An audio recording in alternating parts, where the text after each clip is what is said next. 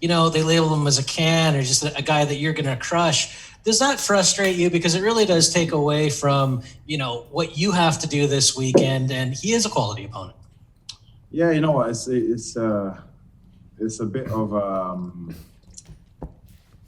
an unfortunate side effect to my style, and I've said this from a long time ago. Because if I beat all the exact same people that I've beaten so far, but in a very different, more generic style, where it's a bit more of a back and forward, I get hit a couple of times, and I get rocked, and I come back, and people would just label me, oh yeah, this guy's a great fighter, he's tough, and I wouldn't have that kind of, oh, he's fighting cans appeal. But because of my style, I make really good opponents look very mediocre, which is great entertainment-wise. It's great for me as a fighter because I'm able to keep really safe and still be devastating. But that's like I said, there's a side effect to that where people just don't believe in the opponents that I have unless they're really high named opponents. I'm talking from my first ever MMA fight. People were trying to match me up against Anderson Silva and GSP and people like that, and immediately, and I've barely done 6 months of jiu-jitsu. So that just shows you, like I said, the effect of my style. Donna? Michael, I've 3 quick ones if you don't mind. The first one is, where does Ross Houston rank? Obviously he's the toughest opponent you've faced since the Douglas Lima fight. But where does he rank in your overall career of tough fights for you? I mean, he's obviously not Douglas Lima, but is he in the Paul Daly range? Again, I couldn't tell you until I know a lot of people have asked me these kind of questions before, and before I've actually stepped in a cage with somebody. I might go in there and it'd be one of the toughest fights I've ever had. I might go in there and it'd just be typical day in the park with MVP. So I'll tell you as soon as I finish. You can ask that question again. Obviously, people like the last question said, people call you a can crusher. I mean, there are certain people who maybe you've made look like cans. Richard Kiley's no can, but he's, you made it look that way. He definitely is a can. But do you think now with the COVID regulations, with the fact that you're not going to be performing in front of crowds? I know that what you did towards the end of last year, you did 3 different markets in 3 months. You did Dublin, you did Japan, you did London. Do you think now, without that appeal being there, you're only going to be asking for the top guys from here on in? Yeah, no, to be fair, if it wasn't, I don't even believe I'd be matched up with Ross Houston if it wasn't for the situation that we're actually in at the moment. I'm unable to get to the States. A lot of the American fighters are unable to come over here. Which is why we have to find, credible opponents in Europe. And he definitely is a credible opponent. Like, again, he's achieved something I haven't achieved in a world title within MMA. So, I have to give him his dues. And he's also undefeated. I got to change that, but it's a hard thing to change when somebody's just used to winning all the time. So yeah, it's a tough fight, and I just look forward to the challenge. Michael, we're going to get Ryan Scope on again, and I know that his fight was a big deal. Your fight was also a big deal the last time you were here in Ireland. We're just past the year anniversary of that incredible night at the Free Arena.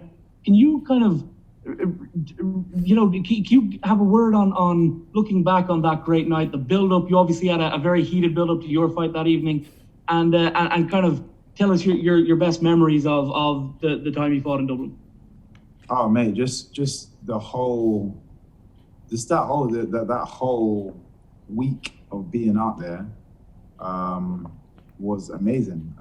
Stepping into the arena and hearing, I love supporters that really do support, and one thing I liked about the Irish fans is they support their own, and I think that's important to them, and they're passionate about their country, which is, again, I love to see, which I don't get to see as much in the UK, in London, and see just people don't get behind each other like that in the same way, and just hearing that noise, but at the same time they are also martial arts fans as well, so they appreciate a good fight, they appreciate talent, and the comments that I got, so I was out speaking to fans before and afterwards, and it was just great. They truly do love watching the sport. And it's nice for the effort that we put in to kind of receive genuine praise afterwards. So it's great. It was an epic time there. We've got Ben followed by Andrew. Hi, Mike. I'm going to merge my two questions into one. So you're on a 3-fight winning streak following your title shot against Douglas Lima, and I assume after making it 4, you're going to be gunning for that rematch there. But obviously, Lima's moving up to challenge for that middleweight belt. Would you be willing to take another fight in the interim, depending on how his situation plays out? And also, how do you actually see Lima versus Masasi going down? Yeah, so that fight is the fight that I want. I'm more interested in that fight than anything else. If Lima was to decide to stay in middleweight, then I'm going to meet him in middleweight. If he was to move up to light heavyweight, then I'll meet him there. Either way, I want that fight. And with regards to his fight, up and coming fight, again, everyone knows that I have massive respect for Lima. Even bigger respect, I think, for Masasi, because I just think he's one of the greatest in our sport. That's just kind of massively underrated, or should be, a lot more highly praised. I actually went to spar him in preparation for Douglas Lima, and the reason is I actually think he's a bigger version of Douglas Lima.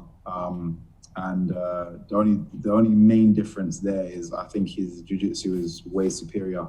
We've seen that in how he dealt with Rory McDonald, and I think that's going to be the real difference maker in this fight. If it goes to the ground, Douglas Lima will drown, in my opinion. But I think it's a great fight to make. It was a great fight, a great idea.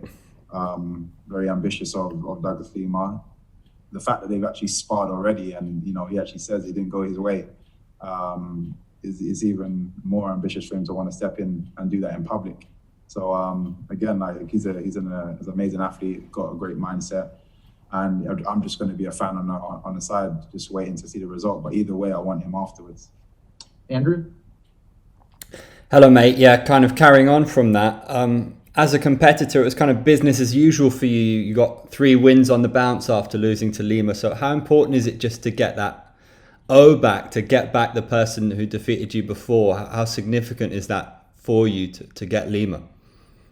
You know what? It's very significant, but not because I lost. Not just because I lost the fight. Now, if it was a close back and forth and I lost, or I got completely dominated and I just lost that fight, I probably wouldn't be that eager to get back. I know to myself that there's a lot of work that I need to do to kind of get back to that level. What is more frustrating and why I want to get that back is because I felt like I was in control of that fight. I felt like I almost gave that fight to him, being over eager, being a bit too overconfident in a small moment, and forgetting that at that level, those small mistakes are devastating mistakes, are massively detrimental, as everybody saw. And I think that's what's more frustrating. I had him rocked, and I actually said that. I can't remember what interview I saw or who I was talking to, but I said it's going to end in the second round. Either he's going to be on the floor or I'm going to be on the floor. That's exactly how I said it, and that's exactly how it went down. I just feel like it should have been the other way around, or it was on its way to heading in that direction. And I made a few stupid mistakes that just should never happen.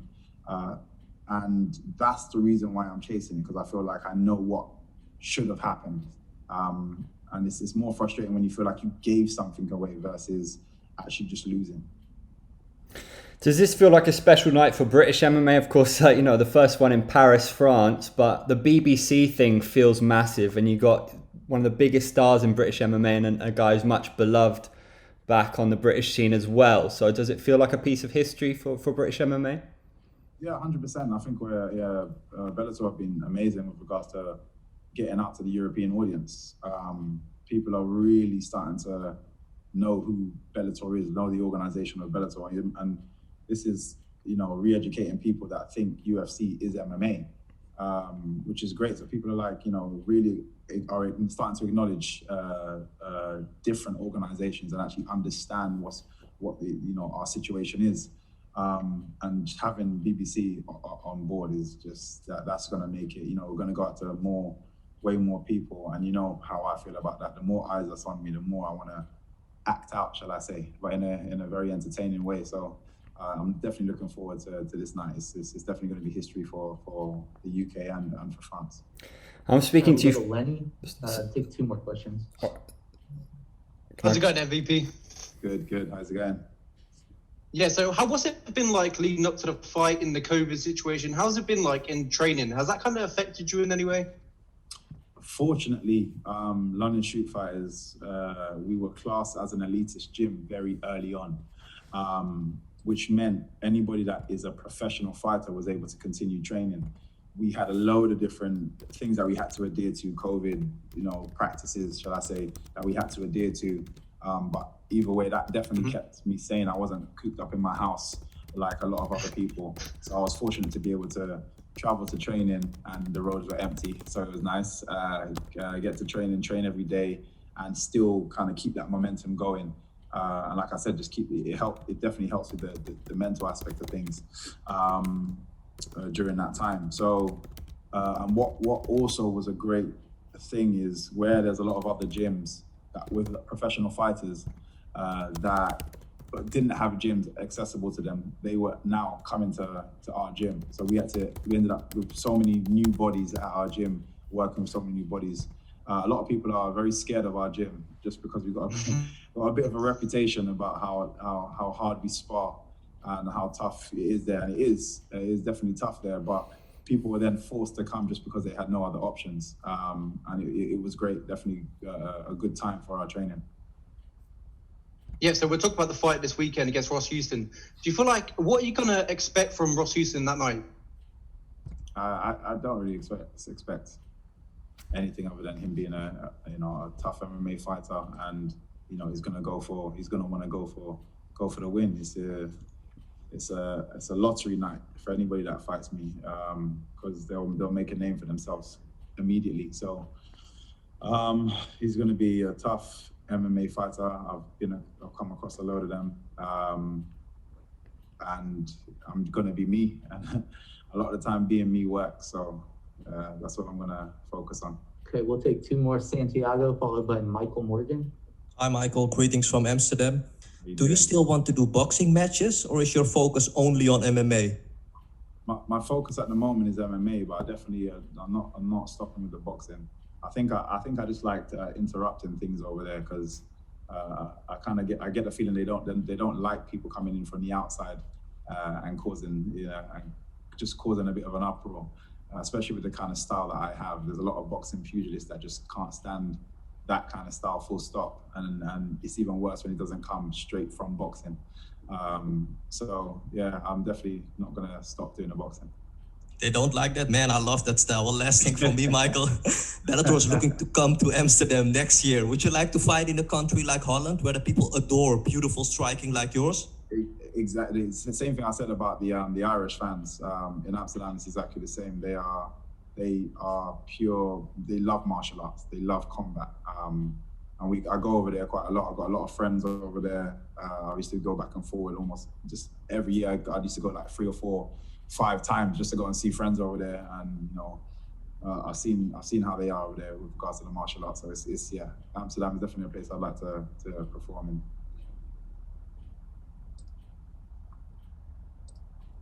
All right, Michael.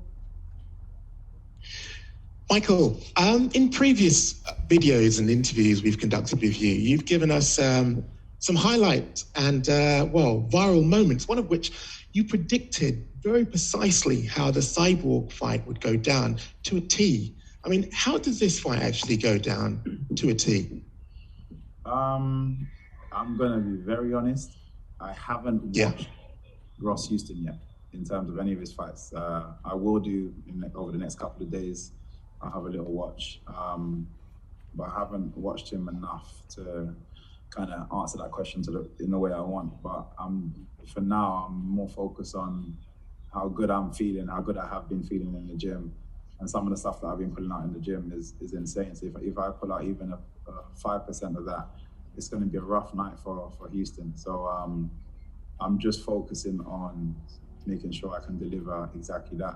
There's a couple of special moves I would like to land. Here we go. He's quite a tight ship. He seems very composed, but I tend to break that break that down quite well and bring that emotion out in people. So I'm sure I'll do the same. Just a couple more from me. The prevalence of Black Lives Matter at the moment is obviously doing a worldwide trip, and I noticed that you were actually present at least one of the marches. You know, a lot of people are, I suppose, divided on Black Lives Matter now because of, well, I suppose the bad press that they're getting in terms of things which are slowly being uncovered. Where are you today as we stand on Black Lives Matter? I'm doing a lot of work with the Taking the Initiative Party, which is a party full of different company owners within the Black community, within the Muslim community, getting together. So I'm doing a lot of work in the background just to try and help these things. So sometimes it can, when you're trying to push for something and you're so passionate about it, can come across a bit harsh. It can come across. People can receive it in the wrong way, and I think that is what is happening in a lot of different ways. It's hard when a lot of people are getting their information from just social media, and so it's not really the full picture. So we're doing a lot of work with different prominent figures in the Black community to try and rectify things while we've got everyone's attention at the moment. So that's my stance on that for now. But you will slowly see more things with regards to what I've been doing come out slowly. Incredible. Final one for me. Our old friend Paul Daly was talking recently to me about seeing you in his future. I mean, you're talking quite a lot about getting back obviously into title contention, but is Paul Daly in your future, or is that something which you've done, dusted, and you won the fight fairly, and you don't want to revisit? What's your take? No, he's a person. He's got a face that you always just want to punch. So I'd definitely be happy to jump back in the cage with him. But it seems more. It's more just the emotional side of me talking. I don't think it benefits me in any way doing it. But maybe we can organize something and say, if he says he's retiring, maybe we can organize something in the future, in the far future, that we can just line our own pockets and just do something, just me and him, and organize our own event. But yeah, for now, it's not something that I care too much about. Like I said, the main person I'm focusing on is the Douglas Lima fight. Take a move in the ring. You can hit me with the words you fling.